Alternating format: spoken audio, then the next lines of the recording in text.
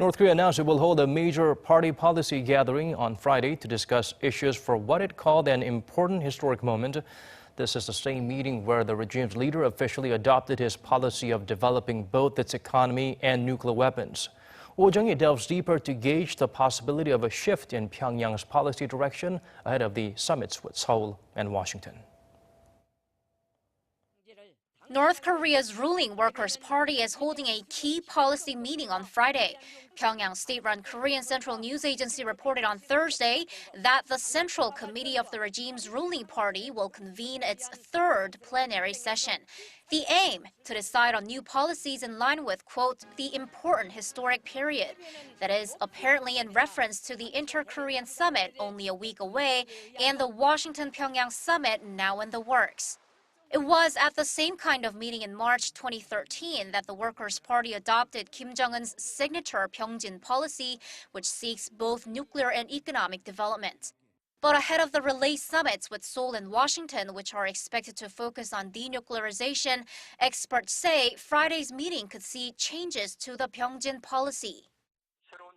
The new policy direction is expected to show Pyongyang's willingness to negotiate on denuclearization, to improve relations with Seoul, Washington, and Tokyo, and to peacefully coexist in the international community. That will raise Kim Jong-un's credibility and work to his advantage in the summit negotiations. Also possible is an official announcement of the Washington-Pyongyang summit, since recent developments may have given Kim Jong-un some confidence and assurance.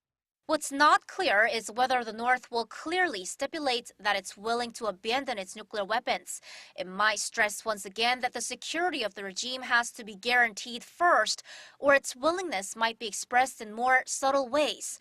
Since last week, the regime has made no mention of itself as a nuclear power in its major meetings or announcements. The North might refer to itself as a strategic country instead of a nuclear state in order not to mess things up ahead of its talks with the U.S.